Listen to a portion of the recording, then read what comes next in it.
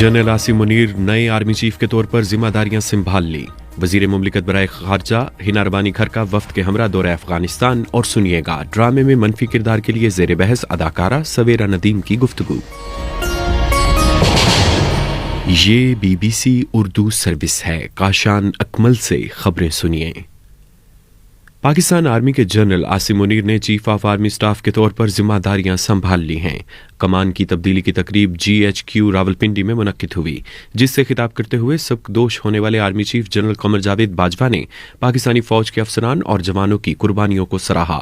मजीद बता रहे हैं साद सुहेल।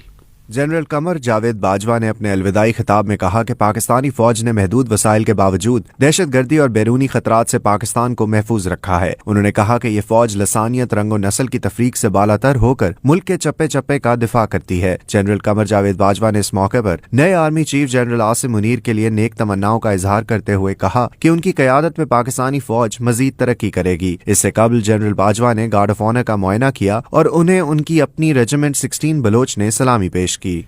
नए army chief general Asim Munir ये ओहदा संभालने से कबल बतौर क्वार्टर मास्टर जनरल फराइज सर अंजाम दे रहे थे। वो अपनी सर्विस के दौरान अंदरून और बैरून मुल्क अहम ओहदों पर तैनात रहे। उनके हवाले से मजीद बता रही हैं नादिया सुलेमान।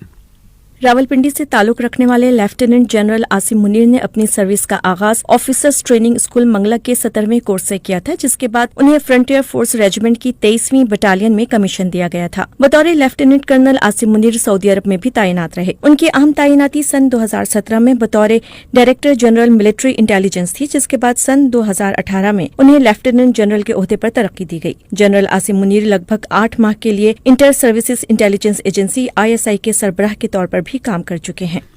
वजीर मुमलिकत बराए खारजा उमूर हिना रब्बानी घर एक रोज़ा दौरे पर काबुल पहुंच चुकी हैं, जहां उनकी सरबराही में पाकिस्तानी वफ्द अफगानिस्तान की अबूरी हुकूमत के ओहदेदारों से मुलाकातें कर रहा है। मजीद तफसील बता रही हैं इस्लामाबाद से सहर बलोच। दफ्तर खारजा के मुताबिक हिना रब्बानी घर नूर खान एयरबेस से काबुल के लिए आज सुबह रवाना हुई। काबुल पहुंचने पर उन्होंने अफगानिस्तान की अबूरी हुकूमत के वजीर खारजा अमीर खान मुत्तकी से मुलाकात की। इस मुलाकात में हिना रब्बानी घर सियासी कंसल्टेशन के साथ साथ सिक्योरिटी के मामलात पर भी बात करेंगी। तालीम, सेहत, तिजारत, सरमायाकारी और बाहमी इक्तिसादी मंसूबे भी एजेंडा का हिस्सा हैं। अफगानिस्तान में तालिबान की हुकूमत आने के बाद हिना रब्बानी घर का अफगानिस्तान का ये पहला दौरा है और तालिबान की किसी खातून हुकूमती तर्जुमान से ये पहली मुलाकात बताई जा रही है। इस्लामाबाद की मकामी अदालत ने रियासती इदारों से मुतल्लिक मुतनाज़ ट्वीट्स करने के केस में पाकिस्तान तहरीक इंसाफ के सेनेटर आजम खान सवाती का मजीद 4 रोज़ा जिस्मानी रिमांड मंजूर कर लिया है। तफसील बता रहे हैं शहजाद मलिक।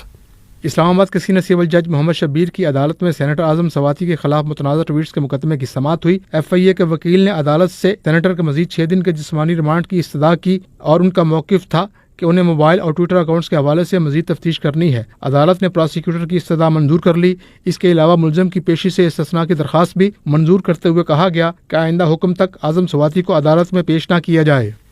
इस्लामाबाद हाई कोर्ट ने डॉक्टर आफिया सिद्दीकी की रिहाई के लिए दफ्तर खारजा की अमेरिका से होने वाली बातचीत पर अदम इत्मीनान का इजहार किया है। अमेरिकी जेल में कैद पाकिस्तानी डॉक्टर की रिहाई से मुतल्लिक केस की समाअत के दौरान जस्टिस सरदार इजाज इसहाक खान ने दफ्तर खारजा के हुक्काम से कहा कि आपने दोबारा वही प्रोसेस शुरू कर दिया जो पहले कर चुके हैं। 1 माह के बाद दूसरी रिपोर्ट आई जो गैर तसल्ली बख्श है। अदालत ने समाअत 7 दिसंबर तक मुलतवी करते हुए वजारत खारजा को तमाम खत्तो किताबत अदालत में पेश करने का हुक्म दिया है। पाकिस्तानी अदाकारा सवेरा नदीम ड्रामा सीरियल वहम में अपने किरदार के बारे में कहती हैं कि उनके मनफी रोल की बहुत तारीफ की जा रही है और ड्रामे में एक मरकजी किरदार अदा करके वो काफ़ी खुश हैं। ताहम सवेरा नदीम माजी और मौजूदा ड्रामा इंडस्ट्री में आने वाली तब्दीलियों पर कहती हैं। हर जनरेशन कुछ नए माइंडसेट के साथ आती है और उनके अपनी एंटरटेनमेंट से एक्सपेक्टेशन भी मुख्तलिफ किस्म के होते हैं। जो मुझे नुकसान एक नज़र आता है कि पहले आइडियाज़ की ज़्यादा एक वैरायटी थी। छोटी चीज़ को भी इम्पोर्टेंस दिया जाता था, छोटे जो इश्यूज़ हैं या प्लॉट हैं, और बड़ी बड़ी बातों के ऊपर भी बात कर लेते थे, लेकिन आइडियाज़ की कमी नहीं होती थी। अब ये लगता है कि लोग उसी रट में एक में ही चलना चाहते हैं सारे के सारे। BBC उर्दू सर्विस में खबरों का सिलसिला अभी जारी है।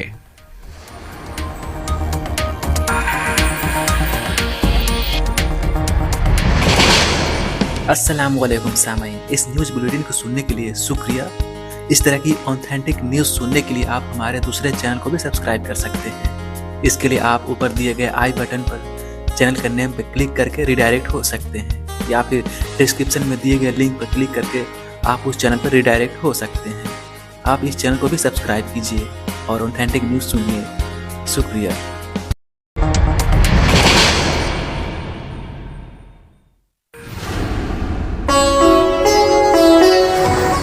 BBC گلوبل نیوز بیٹ آپ ہر شب 8 بجے سے صبح 1 بجے تک ہر گھنٹے کے بعد ہمارے پارٹنر FM ریڈیو چینلز پر سن سکتے ہیں۔ 2.5 منٹ پر مبنی گلوبل نیوز بیٹ میں انٹرٹینمنٹ، سائنس، ٹیکنالوجی اور سپورٹس کے علاوہ ملکی اور بین الاقوامی خبریں شامل ہیں۔ گلوبل نیوز بیٹ بالخصوص نوجوانوں کے لیے ترتیب دیا گیا ہے۔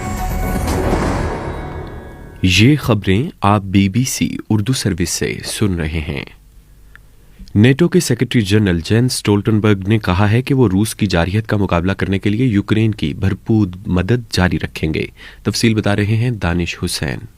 رومانیہ میں نیٹو رکن ممالک کے وزرائے خارجہ کے اجلاس سے خطاب کرتے ہوئے انہوں نے روس کے صدر ولادیمیر پوتن پر الزام عائد کیا کہ وہ سرد موسم کو یوکرینی عوام کے خلاف ہتھیار کے طور پر استعمال کر رہے ہیں۔ انہوں نے کہا کہ نیٹو رکن ممالک نے روسی حملوں میں یوکرین کے تباہ ہونے والے انفراسٹرکچر کی بحالی کے لیے جنریٹرز اور اسپیئر پارٹس فراہم کیے ہیں۔ اس سے قبل یوکرین کے وزیر خارجہ نے ایک بیان میں کہا تھا کہ یوکرین کی روس کے خلاف جنگ میں کامیابی کے لیے نیٹو اتحاد کو اپنی ہتھیاروں کی تیاری کو تیز کرنا ہوگا۔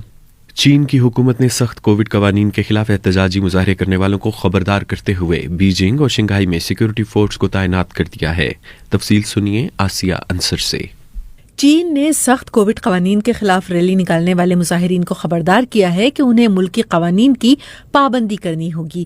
ہفتے کے آخر میں چین کے مختلف شہروں میں ہونے والے مظاہروں کے خلاف یہ اب تک کا سخت سرکاری بیان قرار دیا جا رہا ہے۔ ابتدائی طور پر ریلیاں نکالنے کی اجازت دینے کے بعد پولیس نے اب مزید اجتماعات کو روکنے کے لیے احتجاجی مقامات کو سیل کر دیا ہے، جبکہ احتجاج میں حصہ لینے والوں کو حراست میں لینے اور پولیس اسٹیشنز میں رپورٹ کرنے کا بھی کہا ہے۔ اقوام متحدہ اور انسانی حقوق کی تنظیموں نے سعودی حکومت کی جانب سے منشیات کے جرائم میں موت کی سزا دینے کے فیصلے کو افسوسناک قدم قرار دیا ہے۔ اقوام متحدہ کے ہائی کمشنر برائے انسانی حقوق کے ترجمان نے کہا ہے کہ منشیات جیسے جرائم پر موت کی سزا دینا بین الاقوامی اصولوں سے مطابقت نہیں رکھتا۔ رپورٹ کے مطابق سعودی عرب میں 10 نومبر سے اب تک 17 ملزمان کو منشیات کے مقدمات میں پھانسیاں دی گئی ہیں، جن میں 3 پاکستانی شہری بھی شامل ہیں۔ اور اب وقت ہوا ہے اسپورٹس راؤنڈ اپ کا۔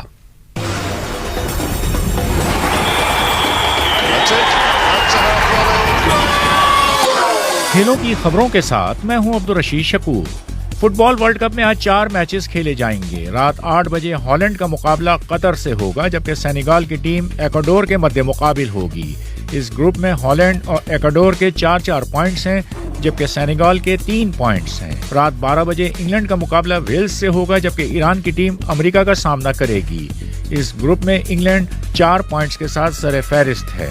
گزشتہ رات برازیل نے سوئٹزرلینڈ کو 1 گول سے ہرا دیا۔ پرتگال نے یوراگوئے کے خلاف 2 گول سے کامیابی حاصل کی۔ گھانا نے جنوبی کوریا کو 2 کے مقابلے میں 3 گول سے شکست دی، جبکہ سربیا اور کیمرون کا میچ 3 گول سے برابر رہا۔ اٹلی کے فٹ بال کلب یوونٹس کے تمام بورڈ ممبرز نے استعفیٰ دے دیا ہے، جن میں کلب کے صدر بھی شامل ہیں۔ یوونٹس کی ٹیم گزشتہ سیزن میں 4تھے نمبر پر آئی تھی اور اسے اس وقت پولیس کی تحقیقات کا بھی سامنا ہے، جس کا تعلق کھلاڑیوں کے ٹرانسفر سے ہے۔ پاکستانی ہاکی ٹیم کو جنوبی افریقہ میں ہونے والے ہاکی ٹورنامنٹ میں اپنے دوسرے میچ میں بھی آئرلینڈ کے خلاف 3-1 سے شکست کا سامنا کرنا پڑا۔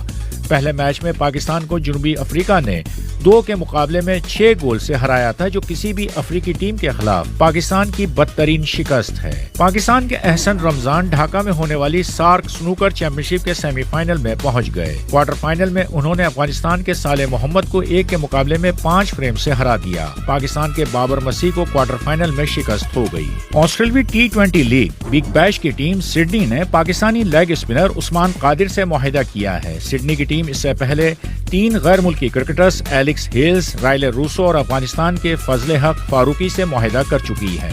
عثمان قادر اس سے پہلے بگ بیش میں پرتھ کی نمائندگی کر چکے ہیں۔ और अब मौसम की सूरत हाल। महकमा मौसमियात के मुताबिक आज मुल्क के बेशतर इलाकों में मौसम सर्द और खुश्क रहेगा, जबकि कल बुध के रोज से मुल्क के मैदानी इलाकों में धुंध पड़ने का इम्कान जाहिर किया गया है। आज कम से कम दर्जा हरारत लेह में -9, स्कर्दू में -6, ज़ियारत में -5, जबकि कल्लात में -4 डिग्री सेंटीग्रेड रिकॉर्ड किया गया। ये खबरें आप BBC उर्दू सर्विस से सुन रहे थे। मज़ीद खबरों और अपडेट्स के लिए विजिट कीजिए bbcurdu.com।